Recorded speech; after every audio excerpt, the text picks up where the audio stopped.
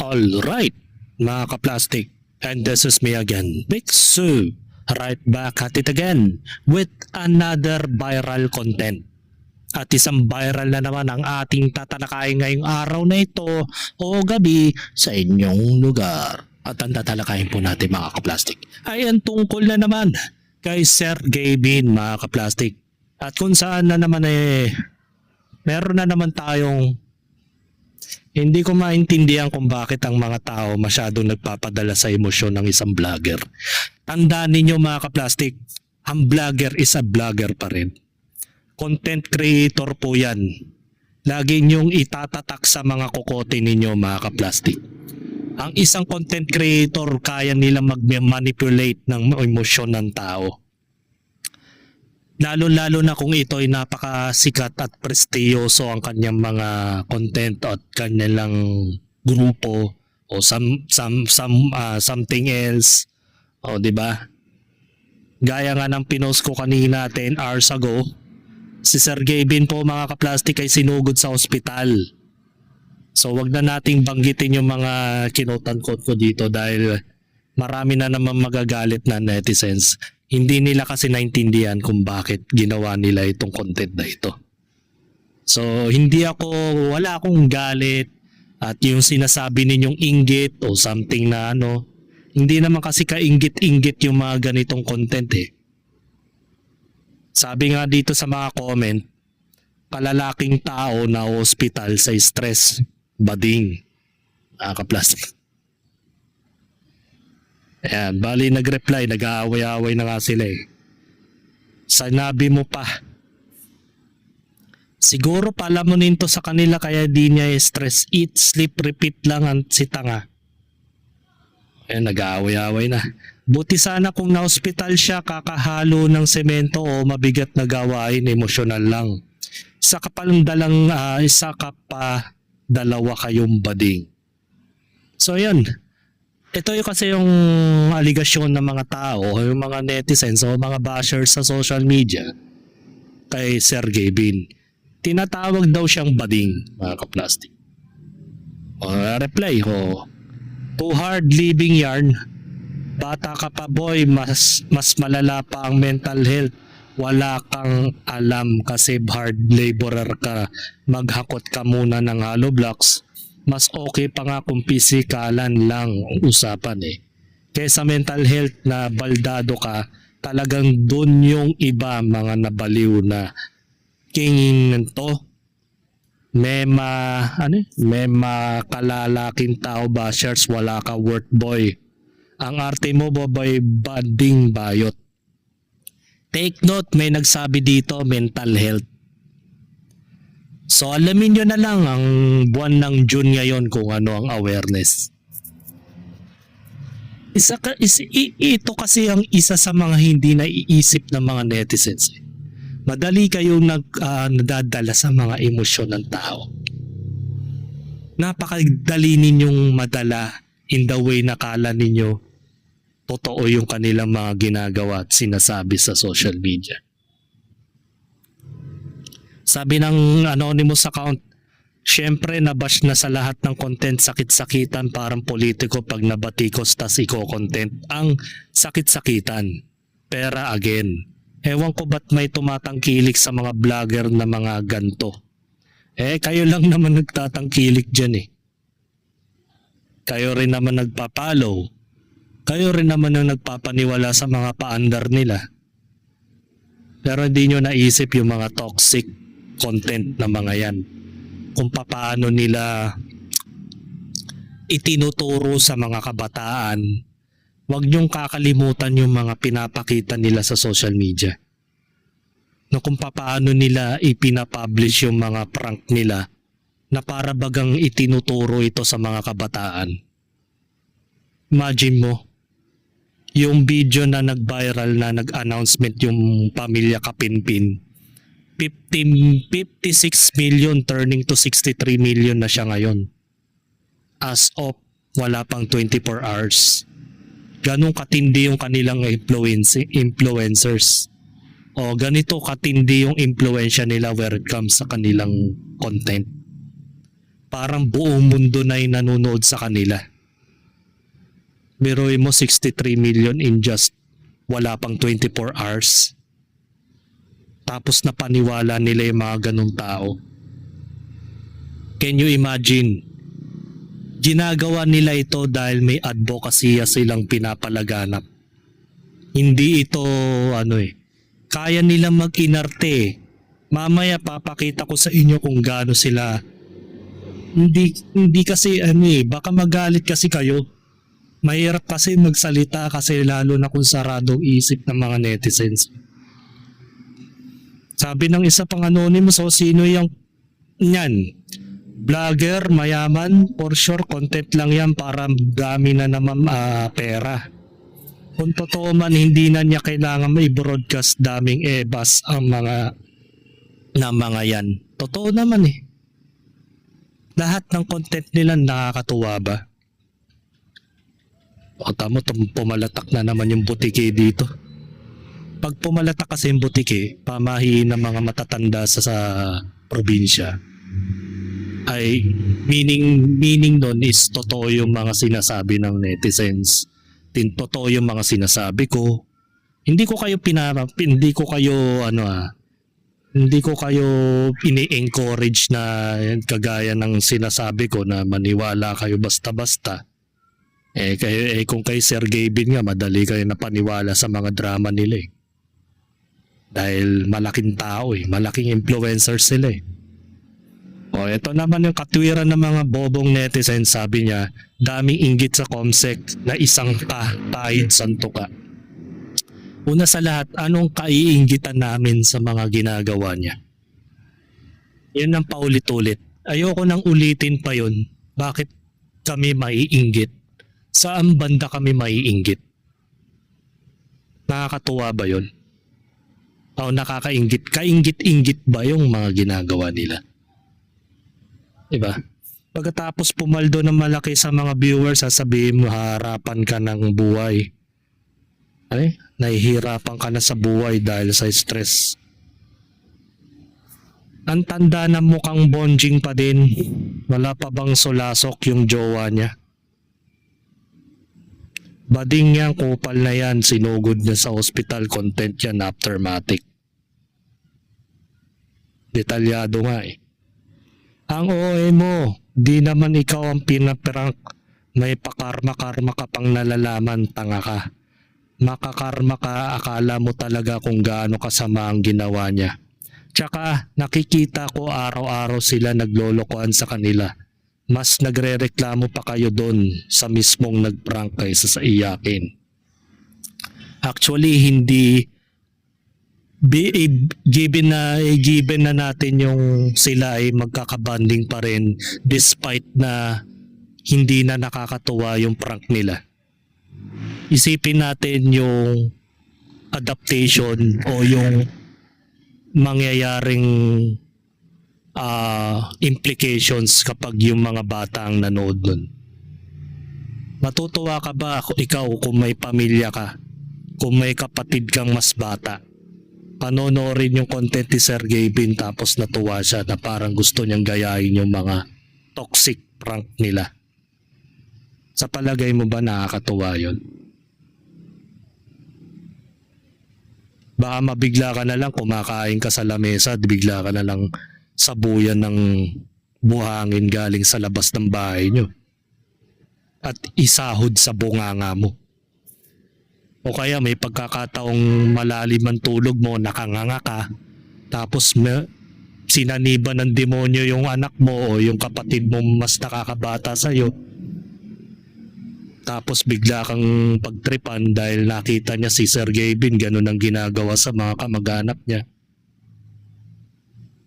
Matutuwa ka kaya? Siguro para sa'yo matutuwa ka kasi idol mo si Sir Gavin. Diba? So, panoorin na natin, wag na natin patagalin itong drama ng mga Kapinpin Brothers. Diba? Nasaan na ba yun? So, panoorin natin to. 3.2. Ngayon mga ma'am and sir is announcement lang po ito. Ayan, sa mga nagtataka po kung bakit wala po si Kuya sa mga nakakaraang vlog po namin. Ayan yung mga ilang vlog na po namin, ilang araw na rin. At ayun, si Kuya po kasi ngayon may pinagdadaanan. Ayan, sa pinaka-best term po is hindi po okay si Kuya sa mga nakakaraang araw po na to. At kagabi po sa hindi inaasahang pangyayari, sinugod po si Kuya sa ospital. Kasi po nung mga bandang alas 8 po kagabi, tumawag sa akin si Ate Elma na puntahan ko daw po si Kuya doon sa bahay niya. Kaya lang po, wala po ako nung time po na hindi sa bahay, kaya tinawagan ko po si Nalo. Tsaka yung time boy na pagtawag mo sa akin na yun, ramdam ko na agad na may iba. Kasi iba yung tono ni Allen. The way na kinakausap ko siya ng normal. Ayun, pagkatawag niya sa akin, pagkasabi niya puntahan ko si Kuya sa kwarto, sa bahay, tumakbo na agad ako. Tapos sumilip ako. Pagsilip ko, hindi normal. Kumbaga, malalang emergency to.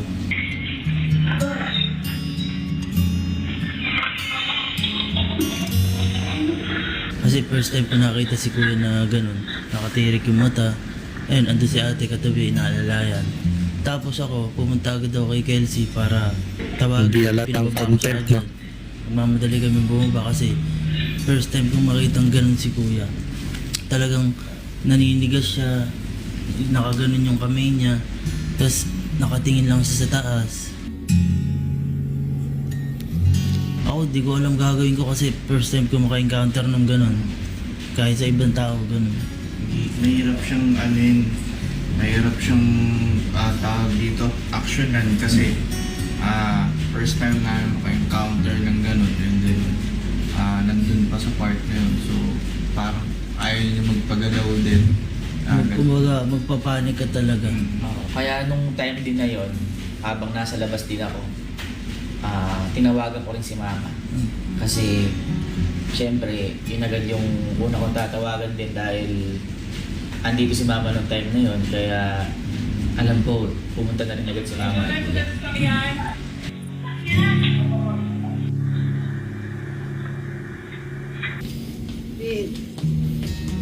Ben. No.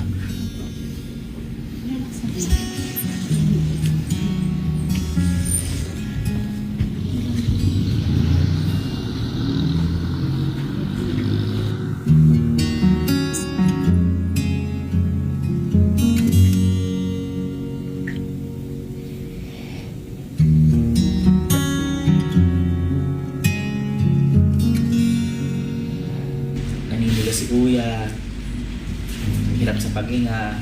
Tsaka kahit po yung... Kumbaga wala siya sa sarili talaga. Nung time na binubuhat namin siya, Matigas pa din. oo, matigas pa din siya.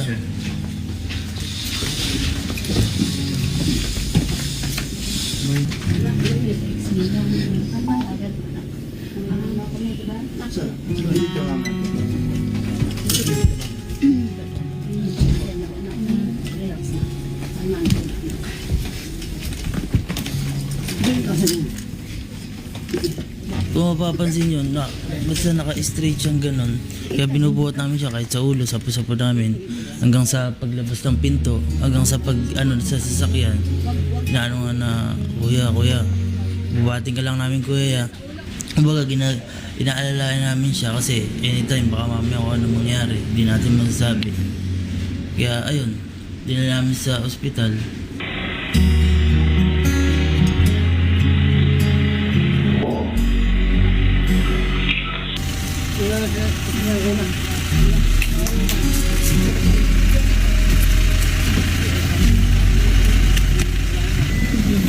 Dito sa sura ko na. Ang kasama naman doon, sila Ate Elma, sila Tita.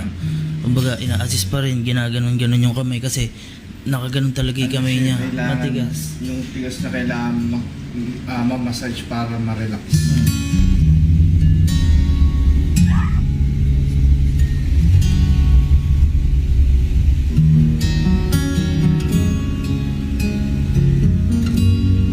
Actually, over fatigue yan. Hindi yan dulot ng depresyon. Iba yung depresyon, iba yung napagod ka. Ibig sabihin ng napagod ka o na-stress ka, yung talagang nag-cramps na yung buong kalamnan mo, pati yung katawan mo. Ganyan yung itsura ng over-fatigue, mga ka-plastic. Hindi yan depressed, tandaan nyo yan. Kasi kung depressed yan, makikita nyo yung mga tao o may mga some case na depression na kung saan para bagang parang kakaiba na yung kinikilos, then may ginagawa ng inappropriate way na gusto nang anihin yung buhay nila, tapusin. Pero sa kaso ni Gavin pagod yan Gaya nga ng sinabi ni Boss MG na mahirap talaga maging content creator technically. Kasi kung ikaw na rin yung editor, ikaw na rin yung director, ikaw na rin yung mismong nagpaplano, hindi kasi ganun kadali yung gumawa ng content maghapon. Tapos mag-edit ka pa. It takes many hours bago mo mabuo yung content na yan. Kahit pa sabihin mong short video lang yan. Kasi bago mo ma-execute yung content na yan, kailangan pinag-uusapan muna yan ng mga kasama mo. Kung talagang gagana ba, mag-work ba, di ba?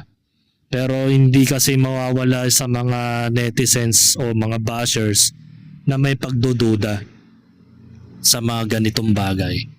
Kumbaga, kapag mayaman ka talaga, mga ka-plastic, sobrang napaka-fragile nila. Konting pagod lang, konting sakit ng ulo, tinatawag na agad na depression, something like that. Samantala pag mahirap, nagkaroon ng matinding problema sa buhay. Never akong naka-encounter na yung mahirap na tao, mahirap na pamumuhay. May napansin akong may na-depress na mahirap o na-stress na mahirap. Ito kasi over-fatigue na yan. Tsaka isa pa, mga ka-plastic, yung lifestyle kasi ng kinakain nila sa araw-araw, puro junk food, puro fast food. Hindi na sila nagluluto ng para sa sarili nila. Hindi na nila naaalalang may gulay palang nag-i-exist dito sa mundong ibabaw, na hindi nila nare-recognize na meron palang masustansyang pagkain na pwede nating kainin. Instead na kumain ka ng mga fried chicken, kumain ka ng milk tea, kumain ka ng kung ano-anong bagay na nakikita mo sa Food Panda. Yan kasi yung mga sakit na mga mayayaman. And that's the reason why tingnan mo mga pulubi sa lansangan.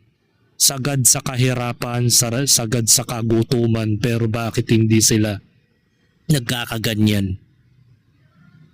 Na-depress sila in the way na nabaliw sila. Pero ito sa kaso ni Sir Gavin, so hindi mo matatawag na depress yan kasi nanigas ka mo yung kamay, nagkaroon ng hilo. Ibig sabihin yan, napagod ng gusto, inabuso yung katawan, hindi lang sa pagod sa trabaho bilang content creator, kundi na-stress siya dahil yung mga habitable na ginagawa niya o yung mga kinakain niya sa pang-araw-araw ay napaka-toxic na rin. Kaya kung mapapansin nyo naman siguro kung nanonood kayo ng mga contents nito, malamang alam nyo na yun. So tuloy natin yung video.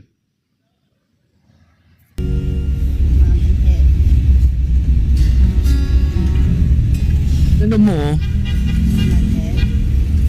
Naninigas ba yan?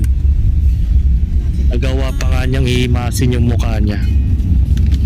Ito yung nakakatawa. Bakit gagawin mong oxygen tank yung Bakit po gagawing oxygen tank yung paper bag ng SM? Saan mo napulot yung ganyang first aid medic?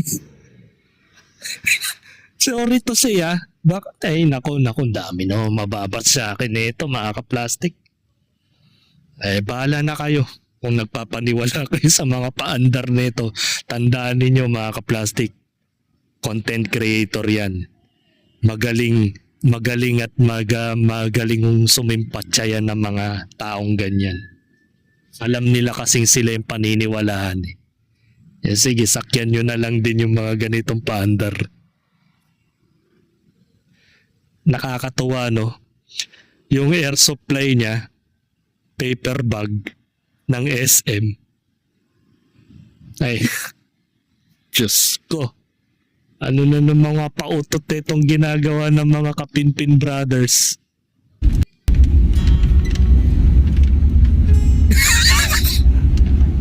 Ay, hindi ko tinatawanan yung kalagayan niya. Naasar lang ako kasi parang paandar eh.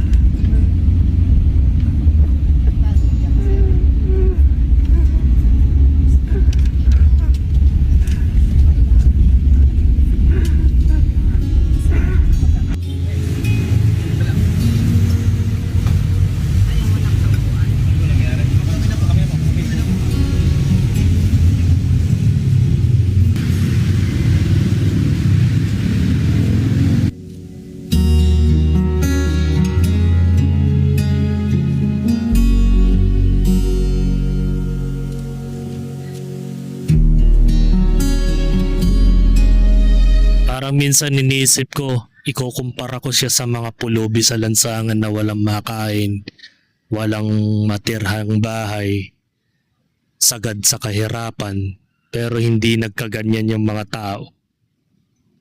Yung naninigas yung kamay, nai-stress.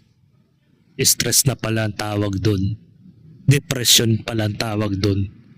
Samantalang may mga pulubi sa lansangan na mas matindi pa yung yung kahirapang nararanasan niya sa labas ng kalsada, sa labas ng bahay, sa kalsada. Nas lalalangap nila yung ano ng usok ng sasakyan, alikabok ng kalsada, lahat na ng uri ng polusyon, pati yung kinakain nila, pagpag na. Pero hoping napakabait ng Diyos pa rin sa mga pulubi, no? Hindi sila nagkakaroon ng ganyang matinding sakit kagaya ng nararanasan ng mga mayayamang kagaya ni Sir Gavin. Diba?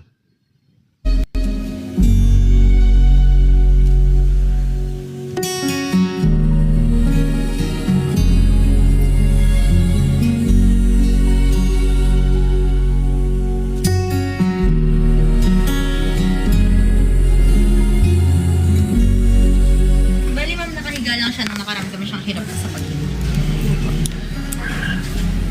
Yung pamamanhid po kasabay lang ng hirap.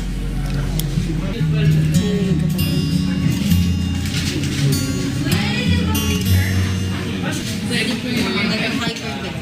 Pag nag-hypervent po kasi hindi oxygen yung kulang, carbon dioxide. Pero ipapatest po natin blood test. Pwede kasi kulang din siya ng electrolytes. Kaya naman mas. Diba? Sige ko lang kayo. Paano kasi hindi na masustansya ang mga kinakain niya eh? Kaya nade-dehydrate na yung tao. Hanggang ngayon, dala-dala pa rin niya yung air supply niyo. I'm sorry. Hindi ko mapigilan. Pati yung doktor sumasakay na lang sa mga kalokohan nito. Nung dumating na ako sa ospital, yun din yung una ko nakita, si Kuya na paper bag. Parang yun yata yung record ng doktor ng ospital. At saka nung ginawa ko si Kuya talaga nanginginig. Nahihirapan siyang huminga to the point na Hindi ba may oxygen tank naman ng hospital?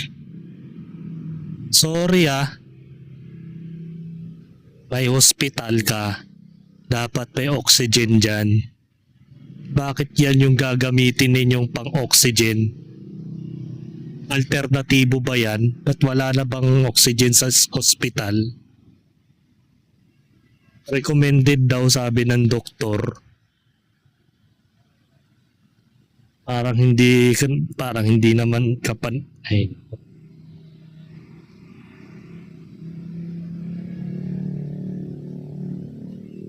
Kailangan nakabag na parang yung ikot lang ng hangin, yung sakto lang. So, ayun, hindi rin po namin alam kasi yung minsan tumatakbo sa isip ni Kuya. Kaya siguro si Ate Elma po yung makakapagsabi dahil si Ate Elma po yung kasama lagi ni Kuya. Tsaka kung ano po pinagdadaanan po talaga ni Kuya.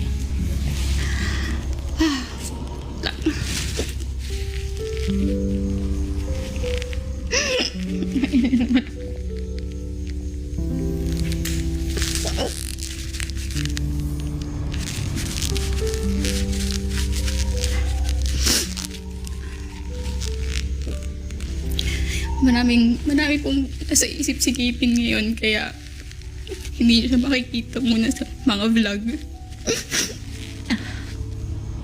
Pero gusto namin maging transparent kasi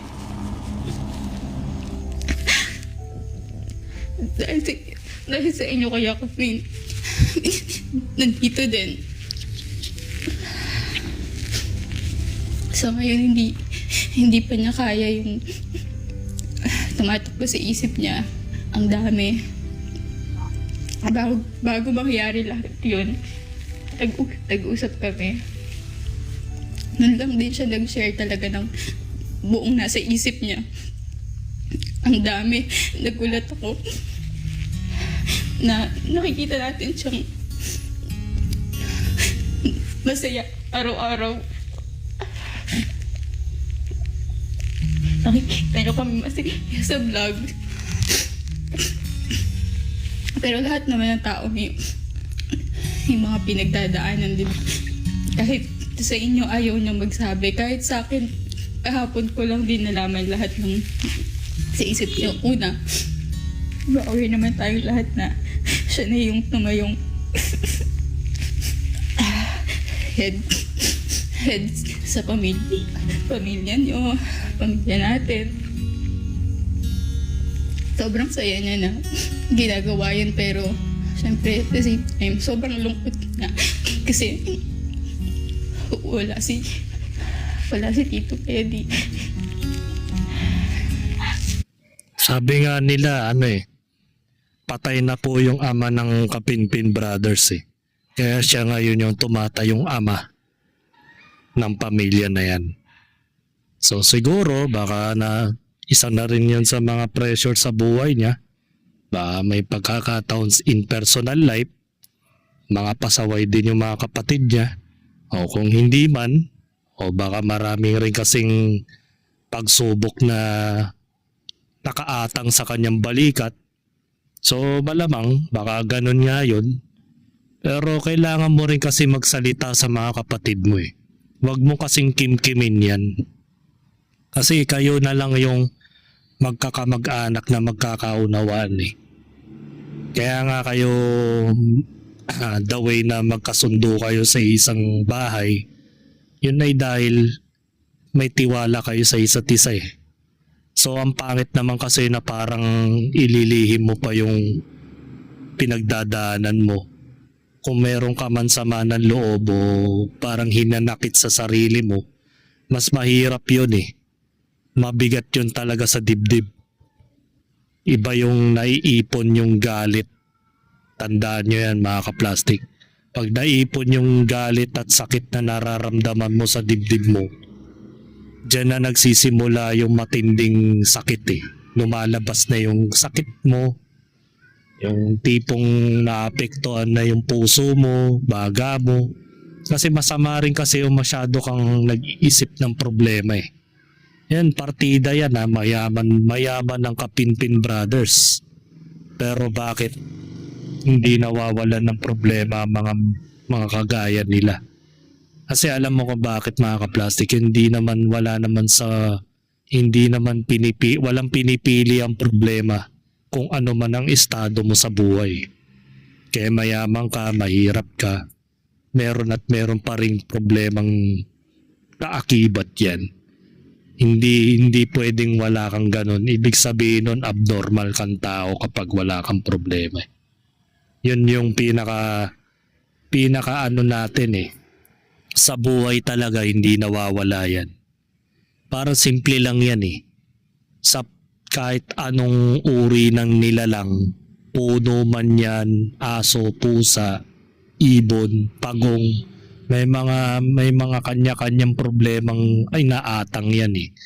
Parang bibigyan kita ng niche, ang aso nagkakaroon ng garapata. Pero bakit yung mga hayop na yon hindi nila magawang magkaroon ng sarili nilang solusyon?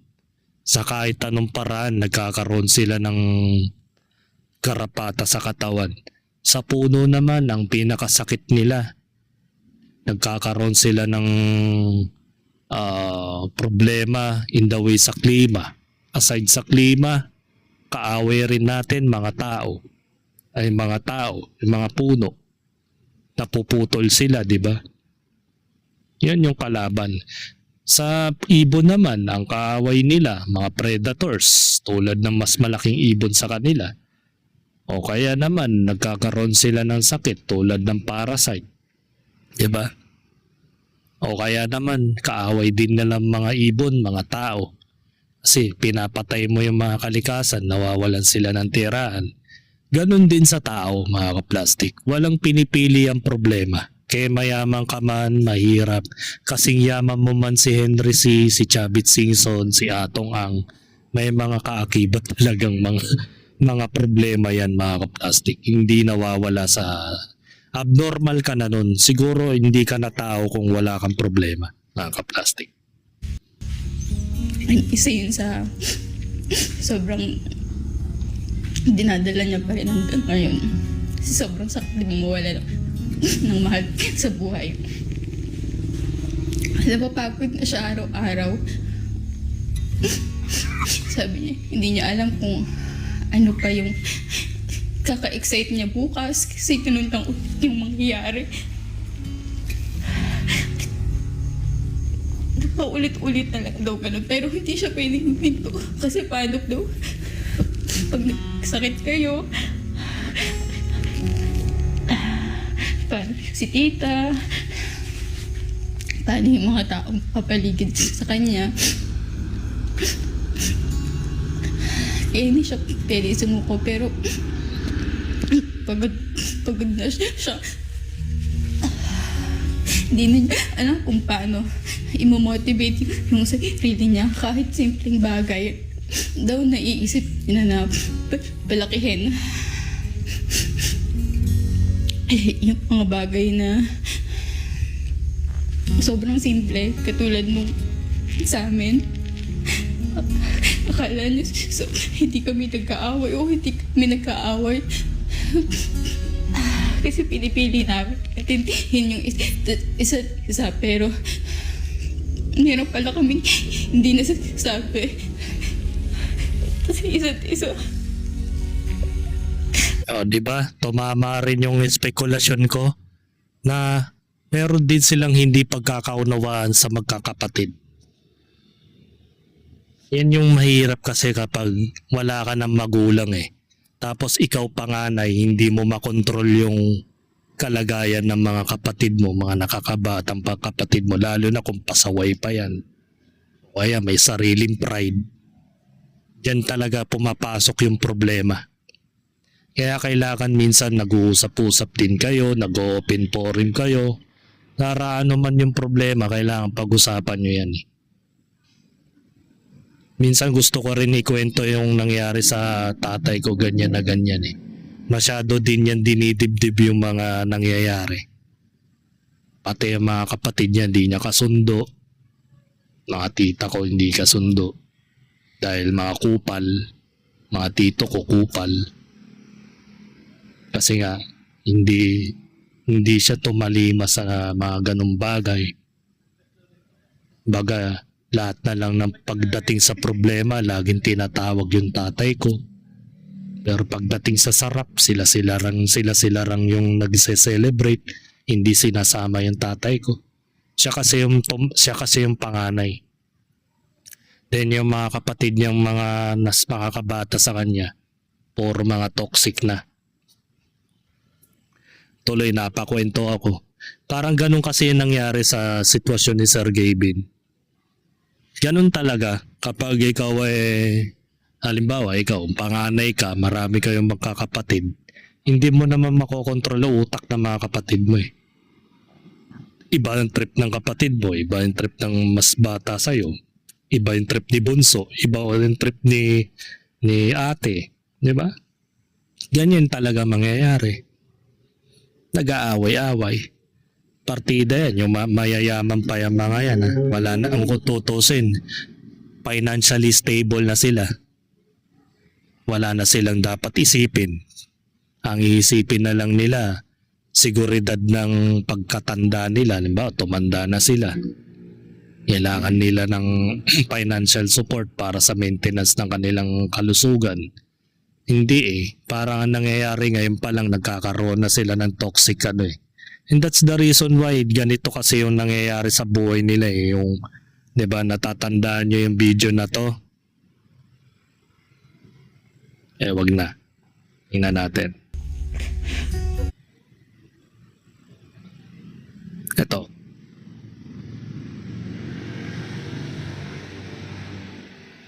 Sabi ni Sir Gavin dito, mga ka-plastic, gusto niyang gumanti sa mga kapatid niya. Anong klaseng paghihiganti yung ginawa mo? Di ba ang pangit tignan na maghihiganti ka sa kabarkada mo? Buhangin yung ipapasaboy mo sa muka. Isasahod mo sa bibig nila. Di ba? Oh, hindi pa nagtatapos dyan ang Pansit Wars namin magkakapatid. Dahil meron ako itatoy na kampe. Henry? Ito ho, nagkataon lang. Sakto. Di ba nagkataon lang? Kasi may gagawin ho talaga kaming kagaguhan na ni Henry. Naalala nyo na nagpunta kami sa resort. From the start pa lang, proud na siya na may gagawin silang katarantaduhan na magkukos ng trahedya sa buhay ng mga taong na biktima nila. Balik muna tayo sa So isipin niyo mga ka-plastic, from the start pa lang sinabi niya dito maghihiganti siya sa mga kapatid niya. O diba? Ayoko na nga recap kasi. Pero yun kasi, kailangan kasi may communication kayo sa lahat pagkakapatid. Since wala na kayong mga magulang, kailangan nyo rin naman ng gabay ng mga mas nakakatanda sa inyo. Tapos kayo nagdadradrama kayo dyan, mga ka-plastic. So pangit naman yun.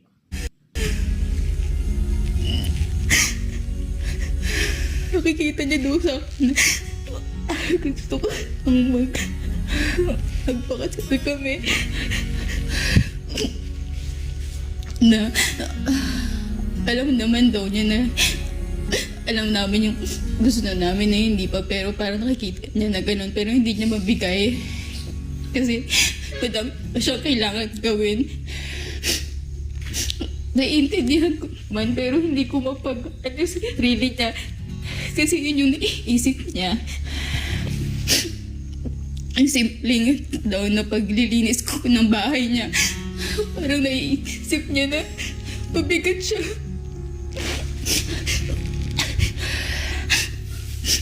Alam mo kaya nga iisip niya yun na pabigat siya.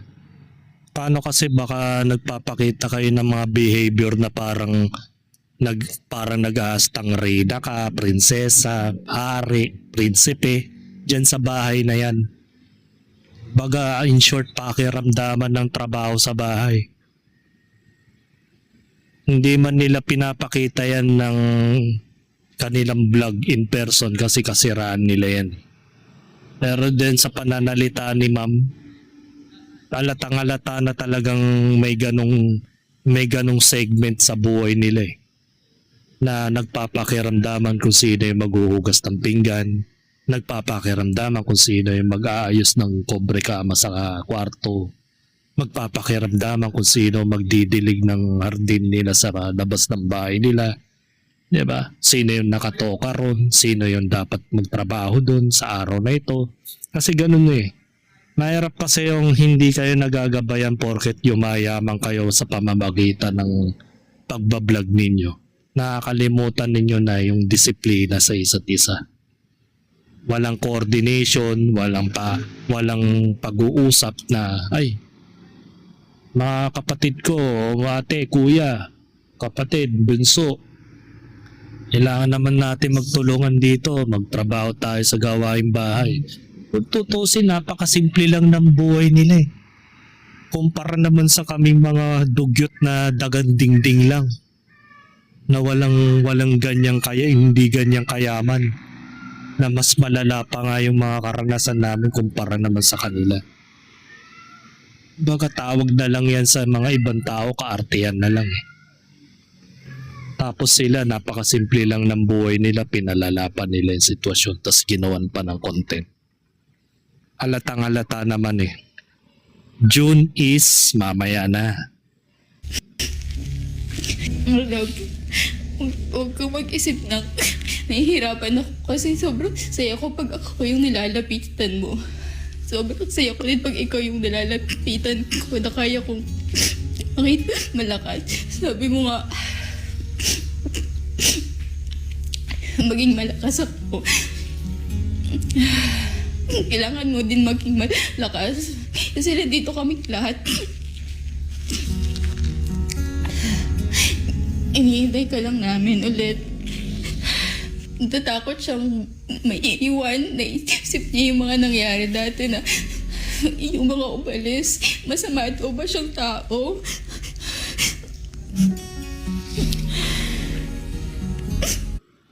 Isa sa mga dahilan yan, yung pagdududa sa sarili, na kung iniisip niya na parang, yun nga, self-doubt. Nagkakaroon ka ng self-doubt dahil yung mga tao sa paligid mo parang iba yung approach, iba yung pagkakaintindi nila sa kinikilos ng tao. Kasi hindi kayo nag-uusap eh. Yun kasi ang pinakakulang sa kanila. Communication. Kayo na nga lang nasa bahay, hindi pa kayo nag-uusap. Kung tutusin, napakaganda naman ng buhay ninyo. Sobrang napakarangya. Di ba? Tapos hindi nyo man lang magawang yung simpleng bagay na lang. Kahit pasabihin mong maliit na bagay lang yung may mga dapat kayong gawin, may mga dapat kayong pag-usapan, di ba? Kaso hindi ninyo inaan eh. Wala kayong coordination, wala kayong communication, kaya nangyayari. Nagpapakiramdaman na lang, nahihiya na lang yung isa. Kaya kinikim-kim na lang, nagiging problema pa. Yan yung nagiging cause ng lahat. So kung tutuusin, napakaliit ng bagay lang yan para sa mga mahihirap eh. Sa mga kagaya naming dagang dingding lang eh. Na kaya namin gawin ng paraan yan. Iba nga dyan, nagmumapalitan pa nga na ng mura eh. Bandang uli, nagkakasundo rin tapos nagtutulungan din sa bahay. Yun ay dahil ganyan kasi, hindi kasi masyadong nagabayan ng magulang. Maagang nawala kasi ang mga magulang nila eh. Kaya tingnan mo, kahit nasabihin mong nag-spike up yung kanilang kasikatan tsaka karangyaan, pero yung teamwork nila as a family parang nawala. Nag-scattered na lahat. Nag-scattered na lahat yung bawat pamilya. Si ganito nahihirapan magsalita kasi nahihiya magsalita, baka isipin naninita ka, nanunumbat ka. Yan kasi yung mahirap eh. Tayo kasi mga Pilipino, kagaya natin, ako, nahihiyang magsalita sa ibang tao kasi ang nangyayari kasi, ang nagiging labas sa pag nagsalita ka sa kanila, parang ang datigan is sinisita mo sila, sinusumbatan mo sila, baga nireriltukan mo daw kuno sila. Pero hindi nila alam, nagsasalita ka na in the way na nahihirapan ka na sa sarili mo. Hindi mo mailabas yung galit mo. Hindi naman galit. Hindi mo mailabas yung saloobin mo na, hoy, kumilos ka naman, ganito, bla bla bla bla. Yan, hindi ba? Kaya kapag pinairal mo yung hiya at takot, diyan na magsisimula yung sama ng loob. Kinikimkim mo yung galit mo kasi iniisip mo, hindi na nila naiintindihan yung nararamdaman mo. Yan kasi yung mga sakit ng mayayaman eh. Yung konting galaw lang, drama na. Konting ano. Kaya nga pinatupad yan ng ating Vice Presidente na magkaroon ng ROTC. Tingnan mo sa ibang bansa mga kaplastik. Uso ang ROTC sa kanila. Yun ay dahil bata pa lang, inaaral na nila yung mga matitinding trahedya sa buhay. Nagtitraining sila na parang sundalo. Pinapatibayan nila yung loob nila. Na para sa gayon na kahit na sa pagsalitain ka ng masasakit na salita, hindi ka maaapektuhan na dahil sanay ka na sa mga ganong bagay. Ito kasi parang hindi yata dumaan sa ROTC kaya konting kagat lang ng lamok, may drama na isang content agad with matching paper bag ng SM. Wawa sa inyo. Kaya nga nawala yung ROTC sa Pilipinas dumami naman yung mga LGBTQ, yung mga bakla. Di ba? Wala siyang mapagsabihan. Ang ginagawa lang naman yung best niya. Isip niya daw na nakaraan makipaghiwalay. Nako, asawa pala niya ito. Kasi sobrang pressured siya sa nangyayari. Pero mo, yaman-yaman mo, makikipag-iwalay ka. Ganda-ganda ng buhay. Nahihirapan kami sa'yo. Kasi sobrang saya namin kapag masaya ka din. Hindi na kami milyong-milyong tao yung napapasaya mo. Alam namin, hirapan ka na. Okay lang magpahinga. Handa kami sandalan mo lagi. Nakatayo pa nga. Hintayin ka namin ulit sa Nakatayo pa nga vlog. Alam mo mga naman, mami, sir, talagang yun malala. talaga yung totoong nangyari. Ayun. Sana ipagdasal nyo kami. Sama nyo kami sa dasal nyo. Pero hindi naman po kami mawala. Andito pa rin naman po kami. Kaya lang po si kuya po Samahan na namin. opo. Kumbaga may upload pa rin po kami. Pero si kuya po magpapahinga po muna. And kami po muna. And sana po ipagdasalan niyo po siya. Pero huwag po kayo mag-alala. Darating po yung time na babalik si kuya. Magiging okay. Mas masaya. Mas maulit. Basta andito lang kami. And ayun. Thank you po mga mamin, sir. Po. Ayun, tapos na yung drama mga kaplastik.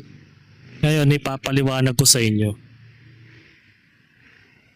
kung bakit naging scripted to. Yun ang iniisip ng mga netizens. Ang mga kaplastik, kung marunong po kayo makaramdam sa panahon ngayon, June is a pack of numerous global local awareness campaign. So, ang awareness natin ngayon is Men's Mental Health Awareness Month. So, tinama niya talaga ng June yung kanyang content tungkol dito. Diba? Aside from that, meron po siyang National Kidneys Month, that's National No Smoking Month, Dengue Awareness Month, Prostate Cancer Scoliosis Awareness Month, National Organ and Blood Donation Awareness Week. Ayan. Tapos may Pride Month pa tayo ngayong June na sineselebrate ang ating LGBTQ. Culture, History and Civil Rights, Men's Health Month. Ayan, Men's Health Month naman. Alzheimer's and Brain Awareness Month. O yan, isa pa yan. Tapos National Safety Month, tsaka PTSD Awareness Month. And words for raise public awareness and understanding post-traumatic stress disorder. Ito yung month ng June ngayon mga kaplastik. Yan. Kaya nagawa nila yung content na yan Kumbaga, advocacy nila yan. Tandaan ninyo mga ka-plastic, content creator sila. Kaya hindi nyo pwedeng sabihin na hindi po ganito yung, hindi in the way na gumawa sila ng drama. Gumawa sila dahil lang awareness na naman para ma-promote na naman yung mga ganyang bagay. So hindi naman masama mag-promote ng mga awareness na yan. Ang pino-point of view ko kasi, detalyado yung mga videos nila kung mapapansin ninyo. May camera pa. Saan ka makakakitang emergency? Ibibidyo mo pa yung si Sir Gavin. Samantala yung ibang mga content creator pati artista na na-hospital dahil sa severe cases o severe na sakit, eh hindi naman nila blinag o ginawan ng content. So alatang-alata nga kasi na ina-advocacy nila itong Men's Mental Health Awareness Month ngayong June. Ngayon, alam nyo na mga ka-plastic kung ano yung kanilang ginagawa. 'Di ba? So, napakagaling kasi syempre siya yung frontman ng Facebook page, Sir Gavin Ngani. So, siya mismo ang naging example. So, nakita nyo sa video kanina, 'di ba? Nakatayo pa nga siya sa wheelchair eh. O, 'di ba? Tapos sasabihin nyo, hindi na matigas na daw yung buong katawan.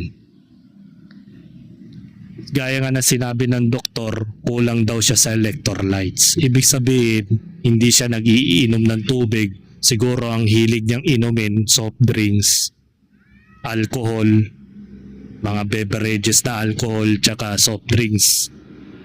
Bibihira lang siguro uminom ng tubig tong taong to. Diba? So yun ang ating content name for today's video.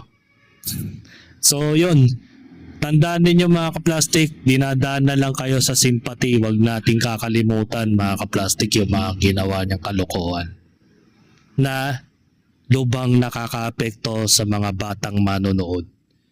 Sana naman lang okay lang naman na gumawa ka ng prank pero hindi ganun kalala na ikagagaya rin ng mga kabataan in the future o in the next generation o kahit sa personal na buhay. Kasi kahit ako na bubulshitan ako sa mga ganong content. Yung Pancit Canton prank, talagang hindi niya layunin, talagang nagiganti siya sa mga kapatid niya. So ibig sabihin, doon pa lang mayroon na siyang galit personally sa mga kapatid niya. So dinadaan na lang sa vlog para hindi maalata. So hanggang dito na lang ang aking opinion, and this is me again, Big Sue, lagi nagsasabing ang mga plastic ay patagal mabulok dahil ang mga plastic ay toxic. Kaya what's up mga ka-plastic, and this is Gambid commentary video na video live stream. Signing out. Alright. Mga ka-plastic, kung nagustuhan nyo ang aking video, isubscribe nyo lang ang aking channel. At the same time, i-hit nyo rin ang notification bell at yung all para ma-notify kayo sa aking susunod ko pang video sa aking YouTube channel. Maraming salamat po mga ka-plastic.